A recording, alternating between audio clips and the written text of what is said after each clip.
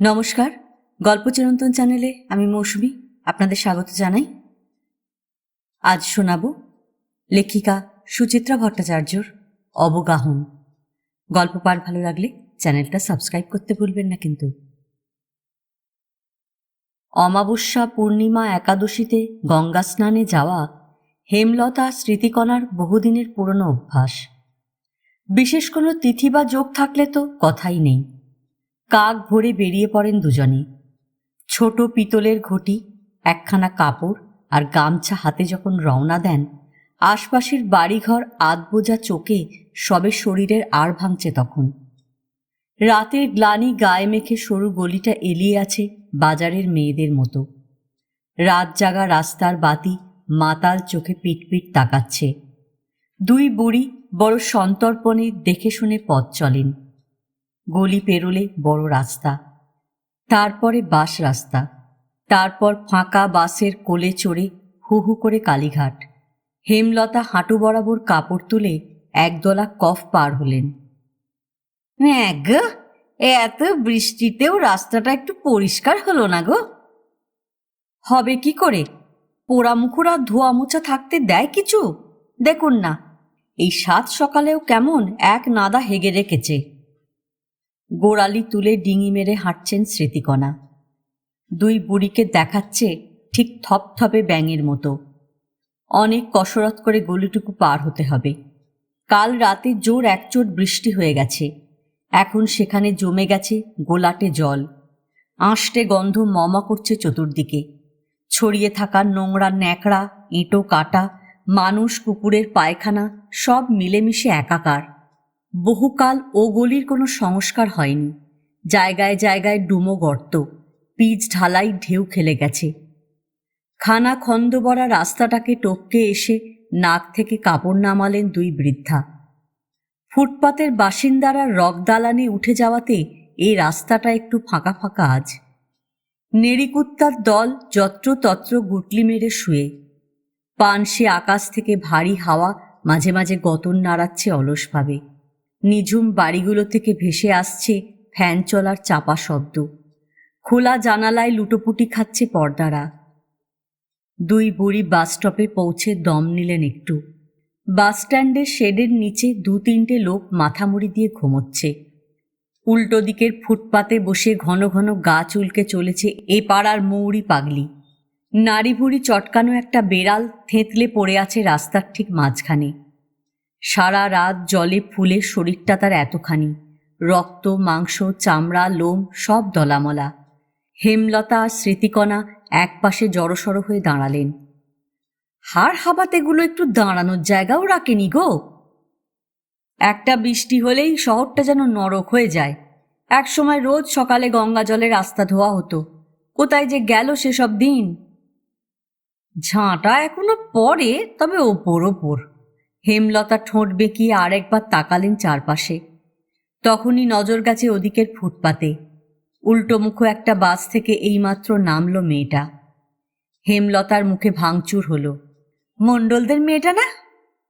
স্মৃতিকণা ঘাড় ঘুরিয়ে জরিপ করলেন মেয়েটাকে। এত সকালে খদ্দের ধরতে বেরিয়েছিল? সকাল নয় দিদি, রাত বলুন। হেমলতার মুখে ভাঙচুর হলো। রাতের অভিশ্বাস সেরে মহারানী এখন ঘরে ফিরছেন। ছ্যা ছ্যা, দিনটাই আজ খারাপ যাবে গো। স্মৃতিকণা নতুন করে নাকে চাপা দিলেন।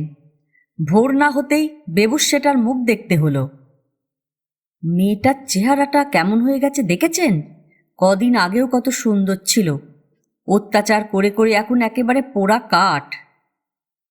মেয়েটা দুজনের পাশ কাটিয়ে উদাসভাবে মোড় ঘুরে গেল। বাসি চুল তার এলোমেলো, ফোলা ফোলা চোখের নিচে গাঢ় কালি, রংজলা সিল্কের ছাপা শাড়িটা লিপটে আছে শরীরে। স্মৃতিকণা কটমট তাকালেন। দোকান কাটা বেহায়া কোথাকার। ঝর্নার বর বলছিল আজকাল নাকি খদ্দের ধরার জন্য ধর্মতলায় গিয়ে দাঁড়ায়। কান্তু বলে ওদের নাকি ঘরটরও ঠিক করা থাকে, খদ্দেরদের সেখানেই নিয়ে তোলে। কি ঘেন্না বলুন তো দিদি, ভদ্রলোকের পাড়ায় এমন একটা নোংরা মেয়ে। স্মৃতিকণা থুক করে থুতু ফেললেন। হেমলতার গলায় বমি ওঠার আওয়াজ। পাড়ার ছেলেদের একদিন বলেছিলাম, হ্যাঁ রে, তোরা বলতে পারিস না? তা তারা বলে, পাড়ার মধ্যে তো কিছু করে না ঠাম্মা, তেমন নোংরামি দেখলে আমরাও কি চুপ করে থাকতাম?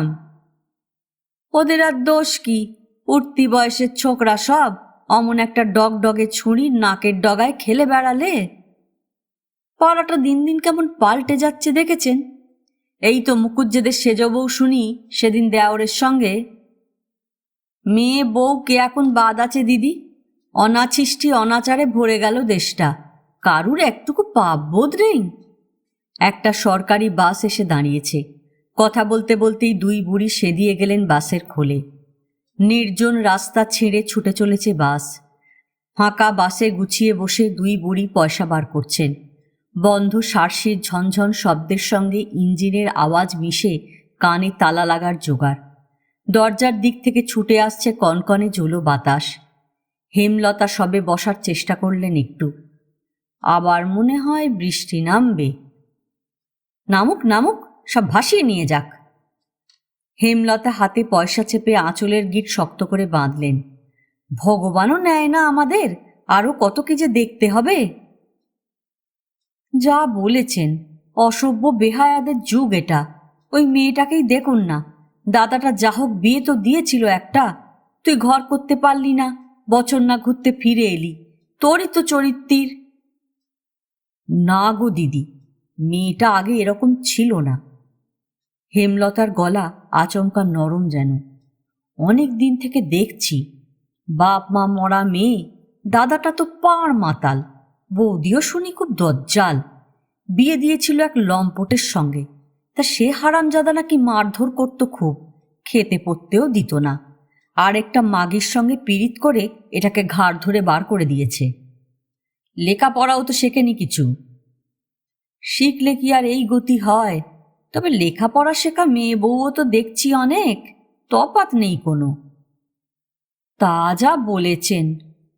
অন্যমনস্ক হয়ে গেলেন স্মৃতিকণা। লেখাপড়া জানা মেয়েদের অবজ্ঞা আর অবহেলা সম্বল করেই তো তাঁর এখন বেঁচে থাকা। কোন যুবতী বয়সে বিধবা হয়েছিলেন, এ ঘাট সে ঘাট ঘুরে শেষবেলায় এসে ঠেকেছেন ভাইপোদের সংসারে। আত্মীয় পরিজনদের হেসেল ঠেলে ঠেলেই এই জীবনটা কেটে গেল। ভাইপো দুটোর তাও কিছু টান আছে, শত হলেও পিসির হাতে মানুষ। দুই বউ মিলে মাথা চিবোচ্ছে তাদের। আজকালকার মেয়েদের সঙ্গে তাঁদের এত তফাৎ। পিসি শাশুড়ি হোক আর শাশুড়ি হোক, কাউকে অভক্তি অবহেলা করার জো ছিল না সেকালের মেয়েদের। ভাইপো বউ তাকে উল্টে ট্যাঁকে গোঁজে। পিসি নাকি বাতিগ্রস্ত, পিসি নাকি হিংসুটে, দিন রাত এঁটো কাঁটা ছোঁয়াছুঁই নিয়ে খিটখিট করছে। তা তোরা সব চোখের সামনে অনাচার করবি, বলা যাবে না কিছু? ভাইপো দুটো আজকাল তাল দেয় বউদের সঙ্গে। স্মৃতিকণার চোখের কোণে জলীয় বাষ্প জমে গেল। হেমলতা স্পর্শে চমকে তাকালেন। কি ভাবছেন? আবার ভাইপো বউরা মুখ করেছে তো? ও তো দিদির নিত্যদিনের ব্যাপার। স্মৃতিকণা ফোঁস করে শ্বাস ফেললেন। ভাবছি মরণ এত দেরি করছে কেন? আর কতদিন এই দুনিয়ায় বাস করতে হবে? এত ভেঙে পড়ছেন কেন দিদি? হেমলতা আলতো হাত রাখলেন স্মৃতিকণার উরুতে। আমার অবস্থা ভাবুন তো। আপনার তো তবু কপাল ভালো, ভগবান দিয়ে কারেননি। আর আমায় ছটা ছেলের একটাও বাঁচল না, জন্মেই মরে গেল। রাগে দুঃখে কর্তা আবার বিয়ে করল। সতীনের ঘর করার কি জ্বালা, যে করেছে সেই শুধু জানে। রাগ করে চলে এলাম বাপের বাড়ি। এক ঝিগিরি থেকে আর এক ঝিগিরি, কর্তাও আর নিতে এলো না। আমার মতো দজ্জাল মুখরা মেয়ে নিয়ে নাকি ঘর করা যায় না। ভালো ভালো, তা লক্ষ্মীমন্ত বউও তো কপালে সইল না তোমার। সেই থেকে একবার এ ভাইয়ের বাঁধি হই তো ও ভাইয়ের রাঁধুনি।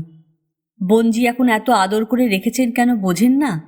দুটিতে চাকরি করতে বেরোয়, সারা দিন তাদের বাচ্চা সামলাবে কে? স্মৃতিকণা মাথা দোলালেন। আয়া রাখতে খরচা অনেক। কালীঘাট আসছে। দুই বুড়ি ছলছল চোখে উঠে দাঁড়ালেন। রাস্তায় নেমে কোমর টান করার চেষ্টা করলেন দুজনেই। অমাবস্যাতে দুজনেরই বাতের ব্যথা বড় বাড়ে। সেই যে সেদিন বৃষ্টি নামল, তারপর এক টানা শুধু বর্ষা আর বর্ষা। ঢালাও জলে কদিন কলকাতা একেবারে ডুবুডুবু। স্মৃতিকণা হেমলতা দুজনের বাড়িতেই জল উঠেছিল। এঁদো গলিটা জুড়েই তো এক কোমর জল। শেষে দিন আটেক পর এক ফালি ঝকমকে রোদ উঠতে দুপুরে নাতনি তাকে ট্যাঁকে করে হেমলতা বেরিয়ে পড়লেন বাড়ি থেকে। স্মৃতিকণার সঙ্গে কটা দিন গল্প করতে না পেরে মনে মনে হাঁপিয়ে উঠেছেন। ও দিদি, খবর শুনেছেন? মণ্ডলদের মেয়েটার নাকি খুব অসুখ। মরুক, ওমের মরাই উচিত। হেমলতা ঝামটে উঠলেন। এবার বুঝি মরবে? রথিনের বউ বলছিল কি সব খারাপ রোগে ধরেছে। সে কি? আমি যে শুনলাম মেয়েটার পেট হয়েছে। পেট তো হয়েছেই। স্মৃতিকণার চোখ নাক মুখ সব একসঙ্গে কথা বলে উঠল। সঙ্গে খারাপ রোগও।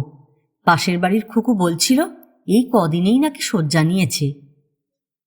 কই, সেদিন দেখে এতটা বোঝা যায়নি। আমিও তো তাই বললাম খুকুকে। তা খুকু বলে ওই রোগ নিয়েই নাকি বেরোতো। কদিন ধরে নাকি আর ওঠার ক্ষমতা নেই। চাকা চাকা ঘা বেরিয়েছে। শুনছি দাদাই নাকি লাইনে নামিয়েছিল বোনকে। সে কি গো? হেমলতা শিউরে উঠেছেন। হ্যাঁ দিদি, আমাদের কালে বাপ ভাইরা ঝিগিরি করালেও ঠাঁই দিত ঘরে, দুমুঠো ভাত দিত। এখন নিজের পেটের ভাত নিজেকেই জোগাড় করতে হয়। নুরো জেলে দিয়ে এমন যুগের মুখে। হেমলতা আর দাঁড়ালেন না। নাতনিকে সাপটে তুলে বাড়ি ফিরলেন। বুকটা হঠাৎই ঢিপ ঢিপ করতে শুরু করেছে। নাতনিকে দুধ খাইয়ে তাড়াতাড়ি রান্নাঘরে গেলেন। ঝর্ণাদের জন্য আজ কিছু ভালো জলখাবার করে রাখবেন। তবু যা হোক, তাকে তো দুবেলা খেতে পড়তে দিচ্ছে ঝর্ণা। মুখ ঝামটা একটু বেশি দেয়, তা দিক। কে আর কবে তার সঙ্গে মধু জড়িয়ে কথা বলেছে। রাতে সেদিন এক অদ্ভুত স্বপ্ন দেখলেন হেমলতা। পাক ভর্তি একটা পুকুরে পড়ে হাঁসফাঁস করছেন তিনি। চারদিকে তার নিকট অন্ধকার। পেটের ভিতর এক শিশু হাত পা ছুটছে। শিশুটা হঠাৎ লাফিয়ে উঠেই মিলিয়ে গেল। হেমলতার সামনে এবার পথপথ করে উঠছে একটা সাদা থান। তারপর আবার অন্ধকারই অন্ধকার। আচমকা সেই অন্ধকার ফুঁড়ে গনগন করে উঠল এক অনু নাচ। হেমলতা হাতা করা খুন্তি খুঁজছেন। কে যেন বলে উঠল, খাওয়া পড়া দিতে পয়সা লাগে না। হেমলতা ঠিক বুঝতে পারলেন না কথাটাকে বলল। একবার মনে হলো দাদার গলা, একবার মনে হলো বাবার, আবার মনে হলো না ওটা তার কর্তারই গলা ছিল। হেমলতা ছটফট করে উঠলেন। উঠে দাঁড়ানোর চেষ্টা করছেন, পারছেন না। নিজের দিকে তাকিয়ে শিউরে উঠছেন বারবার। তার গা হাত পা ভর্তি দগদগে ঘা। অন্ধকার ঘরে ঘুম ভাঙার পরও অনেকক্ষণ স্বপ্নটা লেগে রইল চোখে। ভোর হয়ে আসছে। সকালের মুখে এখন বেশ ঠান্ডা পড়ে, তবু ঘামে ভিজে গেছে গোটা শরীর। হেমলতা উঠে মুখে চোখে জল দিলেন। তারপর দরজা খুলে নিঃশব্দে বেরিয়ে এলেন বাইরে। মেয়েটার মাথার কাছে বসে আছেন স্মৃতিকণা। হেমলতা ঘরে ঢুকতে গিয়েও থমকে দাঁড়িয়ে পড়লেন দরজায়। হেমলতাকে দেখে স্মৃতিকণা অপ্রস্তুত মুখে উঠে দাঁড়ালেন। দিদি, আপনিও এসেছেন, আসুন। হেমলতা যেন এক ঘোরের মধ্যে হেঁটে চলেছেন। ভেতরে এসে বসে পড়েছেন মেয়েটার মাথার কাছে। যন্ত্রণায় কাতরাচ্ছে মেয়েটা। তার দু গাল বেয়ে দুটো মোটা জলের দাগ। স্মৃতিকণা ম্লান হাসলেন। মেয়েটার জন্য সারা রাত খুব মন খারাপ লাগছিল।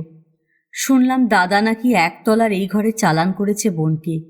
বৌদি দূর থেকে খাবার ছুঁড়ে ছুঁড়ে দিয়ে যায়। হেমলতা ঢোক গিললেন। এখন আছে কেমন?